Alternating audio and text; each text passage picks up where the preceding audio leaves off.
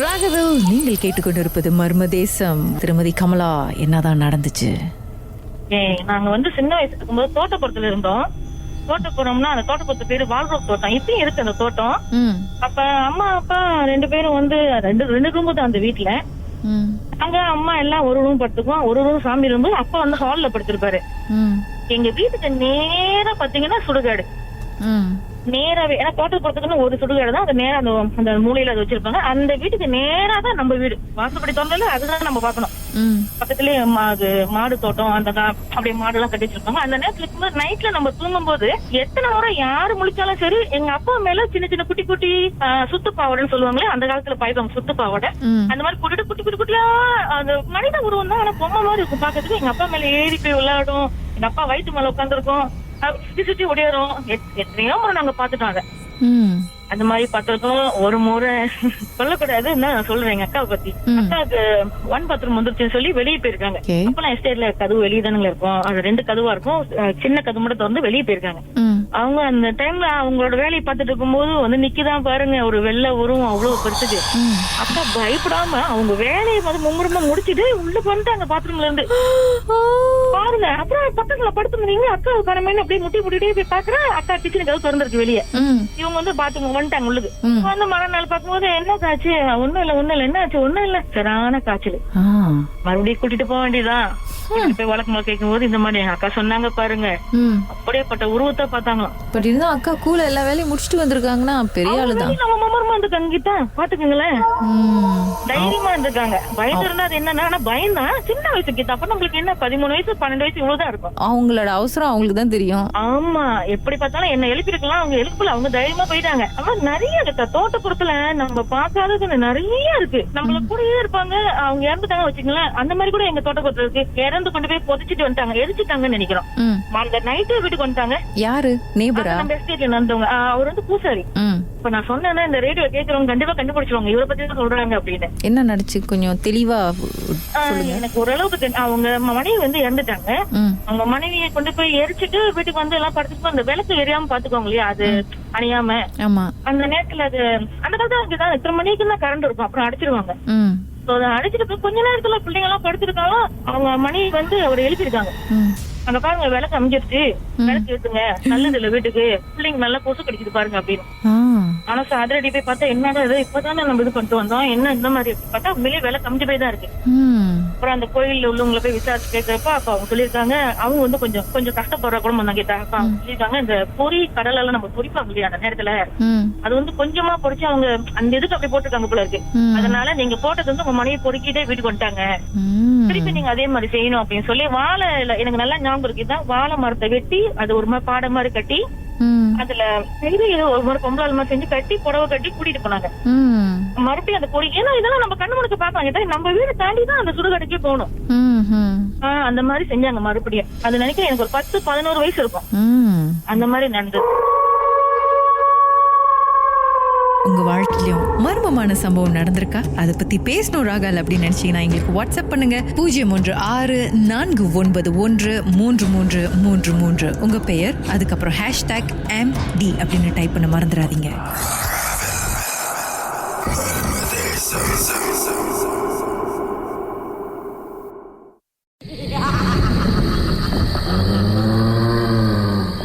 நடந்த சம்பவம் என்னவோ சொல்லுங்க மிஸ் மாலினி. இது என்னோட ஹாஸ்டல்ல நடந்த விஷயம். என்னோட ஹாஸ்டல்ல அங்க ஒரு உட்கார இடம் இருக்குன்னு சொல்லிட்டு அந்த ஒரு பெரிய மரம் கீழே உட்கார்ந்து இருந்தோம். நானும் என்னோட என் கூட படிச்ச பேர் ரவி. நாங்க உட்கார்ந்து இருக்கும் போது உட்கார்ந்து லேப்டாப் வச்சுட்டு இருந்தேன். லேப்டாப் வச்சுட்டு இருக்கும் போது பின்னாடில இருந்து யாரோ இது பண்ற மாதிரி இருந்துச்சு இதுல ஷோல்டர்ல. அப்ப நாங்க நினைச்சோம் அந்த மரத்துல இருந்து என்னமோ கொட்டது போல அப்படின்ட்டு. அப்ப என் கூட இருந்த காய் அவங்க ஹாஸ்டல் போறேன்னு சொல்லி போயிட்டாங்க. அவங்க போயிட்டோன்னே நான் உட்காந்துட்டு லேப்டாப் வச்சுட்டு போன் வச்சுட்டு இருந்தோன்னே என்னோட போன் கீழே விழுந்துருக்கு. ஆனா அது ஸ்டீல் அந்த பின்னாடி எனக்கு 3 வாட்டி எதுவும் இது பண்ற மாதிரியே இருந்துச்சு. ஆனா நான் அதை இது பண்ணல, என்னமோ கொட்டுதுன்னு சொல்லிட்டு நான் பேசாம இருந்தேன். சோ என் போன் கீழே எல்லாமே வெளியாயிடுச்சு. பேட்டரி எல்லாமே. போன் திரும்பி எடுத்து பேட்டரி எல்லாம் போட்டுட்டு நான் ஆன் பண்றேன். என்னோட இது வந்து ஆன் பண்ணவே இல்லை. ஆன் பண்ணாதனால நான் சரி சொல்லிட்டு என்னோட ரூமுக்கு போற இதுலயே வந்து போன் ஆன் பண்ணோன்னே போன் ஆன் ஆயிடுச்சு. போன் ஆன் ஆயிட்டோன்னே என்னோட ஹாஸ்டல் ரூமுக்கு போயிட்டு ஒரு 1 hour தான் எனக்கு சரியான காய்ச்சல். மறுநாள் வந்துட்டு நான் வந்து என்னோட காய் கால் பண்ணிட்டு எனக்கு தண்ணி வாங்கி கூட எனக்கு காய்ச்சல் இருக்கு, நான் மெடிசன் சாப்பிடணும்னு சொன்னேன். நான் அங்க போகும்போது நாங்க உட்கார்ந்துருந்த பெஞ்ச் வந்து பின்னாடியில இருந்து பின்னாடியா உளுந்துருச்சு. உளுந்து கிடந்து நான் வந்து அந்த காய்கிட்ட சொல்ல போறேன், நீ அந்த இது பெஞ்ச பாருன்னு. அந்த டைம் அந்த இடத்துல நின்றுட்டு என்னால அவங்க கிட்ட சொல்ல முடியல. அப்புறம் சரியான காய்ச்சல்னு சொல்லிட்டு அப்புறம் ஹாஸ்டல்ல இருந்து வீட்டுக்கு வந்துட்டோன்னே நான் அம்மா கிட்ட சொன்னேன் இந்த மாதிரி. அப்புறம் கிளினிக் போயிட்டு வந்துட்டு என்ன கிளினிக் போயிட்டு வந்து ரொம்ப ஹை ஃபீவரா இருக்கு அப்படின்னு சொல்லிட்டாங்க. அம்மா கிட்ட சொன்னேன் இந்த மாதிரி நான் உட்கார்ந்து இருந்தேன் மரத்துக்கீழே, அதனாலதான் வந்து எனக்கு உள்ள ஹாஸ்டல் போனோடனே எனக்கு ரொம்ப காய்ச்சல் வந்துருச்சு அப்படின்னு சொல்லிட்டு நான் வந்து இதுக்கு போகும்போது அப்ப சரி பரவாயில்ல கோயிலுக்கு போலாம்னு சொல்லி அம்மா கூட்டிட்டு போறாங்க. கோயில் உள்ள என்னால கூற முடியல. என் வயிற்றுல இன்னமும் கத்தியில குத்துற மாதிரி அந்த ஃபீல்ல என்னால கோயில் உள்ள கூற முடியல. நான் வெளியே நின்றுட்டு அழுவுறேன், நான் கோயிலுக்கு வரல அப்படின்ட்டு. நானா சரி அம்மா ஃபாஸ்ட் பண்ணி கூட்டிட்டு போயிட்டு அந்த கயிறு கட்டிட்டு போய் அதுக்கப்புறம் அந்த எங்க கூட உட்காந்து அந்த காய் கால் பண்ணி சொல்றாங்க அந்த மறுநாள் வந்து அங்க ஒரு இன்னொரு கேர்ளுக்கு வந்து பேய் பிடிச்சிருச்சு அதே இடத்துல உட்காந்து. அப்புறம் ஹாஸ்டல்ல நடந்த கதை. சோ அதுக்கப்புறம் அந்த உள்ள கோயில்ல போயிட்டு அந்த கயிறு எல்லாம் கட்டின பிறகுதான் கொஞ்சம் ஓகேயா இருக்கு. திருப்பியும் அதே மரத்துக்கு கீழே போய் உட்காந்தீங்களா இல்லையா? இல்ல, உட்காரவே இல்லை. அது கூப்பிட்டுருக்கோம் பேச்சு துணை இல்லைன்னு சொல்லிட்டு 2 வார்த்தை பேசலாம். நீ தெரியாத மாதிரி பந்தாவா உட்காந்துருந்தா அதான் கடுப்பாச்சு போல. இல்லைங்க, அவங்க உட்கார இடத்துல நான் போய் உட்காந்துருந்தேனான்னு தெரியல. உங்களை பயன்படுத்திய சம்பவத்தை ராகால எப்படியாச்சும் சொல்லிடணும் அப்படின்னு நினைக்கிறீங்களா? வாட்ஸ்அப் பண்ணுங்க 036-491-3333. உங்க பெயர் அதுக்கப்புறம் #MD அப்படின்னு டைப் பண்ண மறந்துடாதீங்க.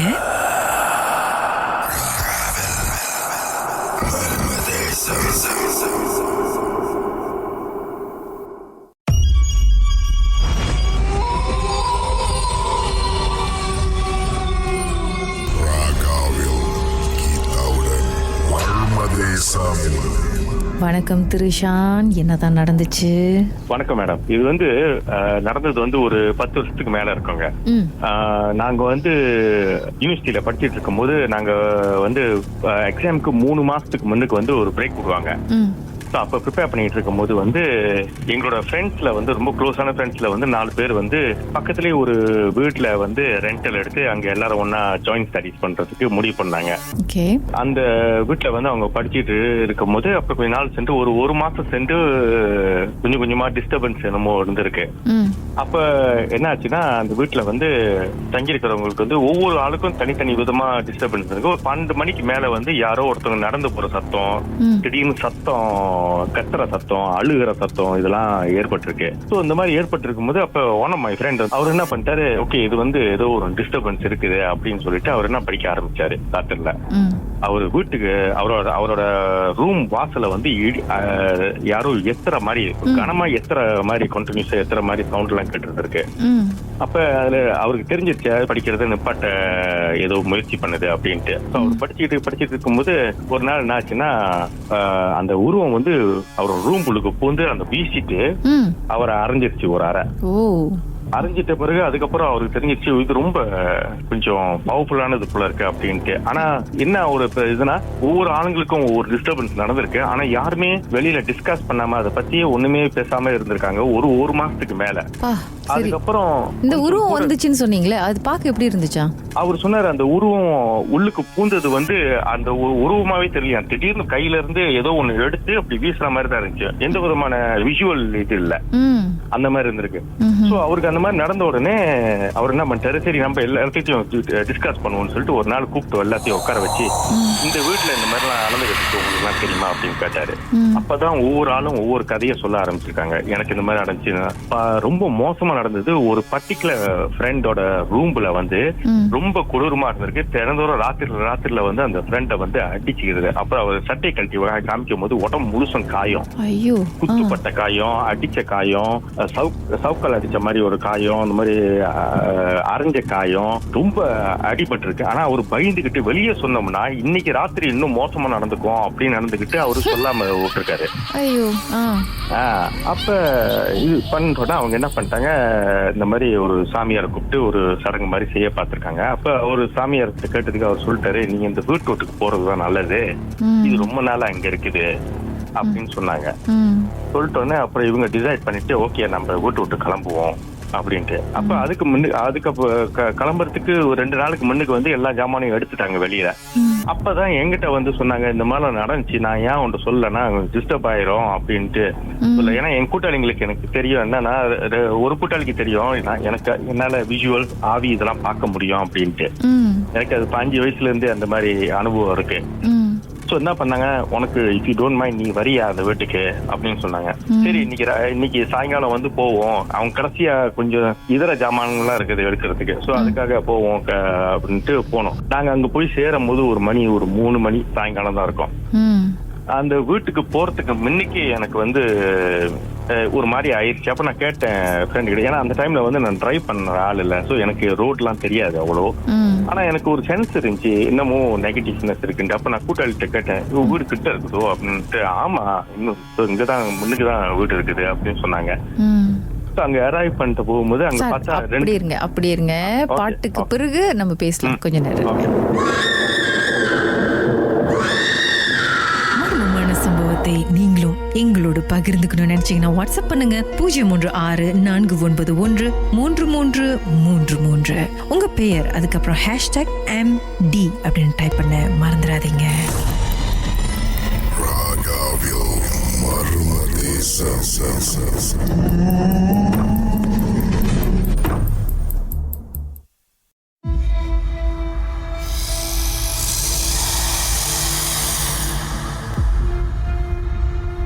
ராகவில் இது மர்ம தேசம்.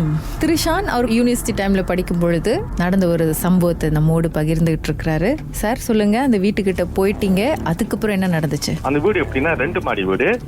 மே வீடு வந்து கீ வீட்டுக்கும் வந்து தனியா பார்ட்டிஷன்ஸ் எல்லாம் இருக்கு. அப்ப அதாவது கீ வீட்டுல உள்ள கதவு வந்து கீ வீட்டுக்கு போறதுக்கு, அப்புறம் ஒரு காமன் கதவு இருக்குது, அது திறந்தா மே வீட்டுக்கு போறதுக்குள்ள ஸ்டேர்ஸ் இருக்குது. அந்த ஸ்டேர்ஸ் மேல போனீங்கன்னா அங்க காமன் ஹால் இருக்கும். அதுக்கப்புறம் left hand side 2 room, right hand side 2 room, right hand side 2 room தாண்டி ஒரு பாத்ரூம் இருக்கு. சோ இங்க இருந்து நான் முதல்ல சொன்னேன், அந்த கதவை திறந்துமே முதல்ல நான் உள்ளுக்கு போடுறேன் அந்த ஸ்டேர்ஸ் மேல ஏறுறதுக்கு, அப்புறம் நீங்க எல்லாம் வரிசையா பின்னாடி வாங்க அப்படின்னு சொன்னேன். நான் மேல ஏறதுக்கு அந்த படிக்கிட்ட கையை வச்சுட்டு மேல பாக்குறேன், அது மேல படி நேரா மேல போயிட்டு அப்புறம் ஒரு ரைட் டேர்னிங் வரும். அந்த ரைட் டேர்னிங் நடுவுல வந்து உட்கார்ந்து இருக்குது.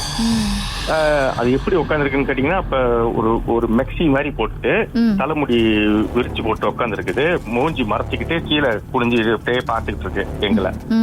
நான் சொன்னேன் ஃப்ரெண்ட்ஸ், அது இங்கதான் இருக்குது, இந்த படி ஓரத்துல அங்க உட்காந்து இருக்குது, நம்ம இந்த சைட் நடந்து போவோம், அது மேல மிதிக்க வேணாம் அப்படின்னு சொல்லிட்டு நடந்து மேல போனோம். மேல போயிட்டு அதுகிட்ட டேர்ன் பண்ணும்போது என்ன பண்ணுச்சு, அதை தாண்டி நான் போகும்போது டக்குன்னு கையெடுத்து என் நெஞ்சு மேல ஒட்டி அடிச்ச உடனே ஒருத்தவங்க அடிச்சு அப்படி இருக்கும், நமக்கு அப்படியே ஒரு காஃப் வரும், ஒரு திணறல் வரும்ல, அந்த மாதிரி ஒரு காஃப் திணறல் வந்துச்சு. நான் மேல ஏறிட்டேன். ஏறிட்டு நான் சொல்லல யார்ட்டையும், மேல ஏறிச்சு நான் நிக்கிறேன். வரவங்க ஒவ்வொரு ஆளுகிட்டையும் ஒரு அடி உழுவுது நெஞ்சில, எல்லாத்துக்கும் வரிசையில உழுவுது. மேல வந்து நின்னுட்டு நான் சொன்னேன், இங்க பாருங்க, நீங்க இந்த வீட்டுல ரொம்ப நாளா இருக்கிறீங்க, உங்களை டிஸ்டர்ப் பண்றதுக்கு நாங்க இங்க இல்ல, எங்களுக்கு தெரியும் இது உங்க வீடுன்னு எங்களுக்கு தெரிஞ்சிருச்சு, இவ்வளவு நாள் நாங்க டிஸ்டர்ப் பண்ணதுக்கு நாங்க மன்னிச்சிரு, நான் ஜாமான மட்டும் எடுத்துட்டு போயிடுவோம், யாரு கூடயும் பின்னாடி வர வேணாம், உங்க வீட்டுல இது உங்க ராஜாகம், நீங்க இங்கேயே இருங்க அப்படின்னு சொல்லிட்டு எல்லாரும் ஜாமான எடுத்துட்டாங்க. எடுத்துட்டு இருக்கும்போது நான் காமன் ஹால்ல உட்காந்துருந்தேன், உட்காந்துக்கிட்டே பாத்துக்கிட்டே இருந்தேன். அப்ப அது நேரா நடந்து வந்து என் முன்னுக்கு வந்துச்சு. முன்னுக்கு வந்து நின்று பார்த்துட்டு நான் பார்த்துட்டு பார்த்துட்டு பேசாம தான் இருந்தேன். பார்த்துட்டு அப்புறம் என்னை பார்த்துட்டு அப்படியே போனுச்சு. அதோட போயிட்டு கொஞ்சம் மறைஞ்சிருச்சு. அப்புறம் நான் அந்த வீட்டுல உள்ள ஒவ்வொரு ரூம்லயும் போயிட்டு பாத்துக்கிட்டு இருந்தேன், ரூம் எல்லாம் பாத்துக்கிட்டு. அப்புறம் கடைசியா ஒரு ரூமுக்கு போனேன். அந்த ரூம்புக்கு பூந்த உடனே கண்ணாடி பூந்த ஒரு பிளாங்கா இருக்கு. அந்த வீட்டோட டெம்பரேச்சரோட அந்த ரூமோட டெம்பரேச்சர் இன்னும் அதிகமா சூடா இருக்கு.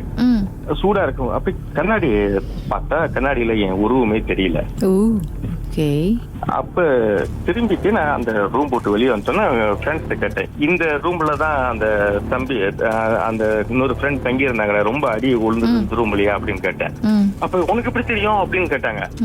இல்ல இந்த ரூம்ல தான் அது இருக்கு, அதனாலதான் அவருக்கு ரொம்ப அடி விழுந்திருக்கு, இது அது தங்கி இருக்கிற ரூம் அப்படின்னு சொல்லிட்டு வெளியே வரேன். வெளியே வந்து நிக்கும் போது ஒரு விஷுவல், படத்துல எல்லாம் காமிப்பாங்க, ஒரு விஷுவல் நமக்கு முன்னுக்கு ஒரு விஷுவல் நடந்து போற மாதிரி இருக்கும், ஒரு பிளாஷ்பேக் நடந்து போற மாதிரி இருக்கும்ல.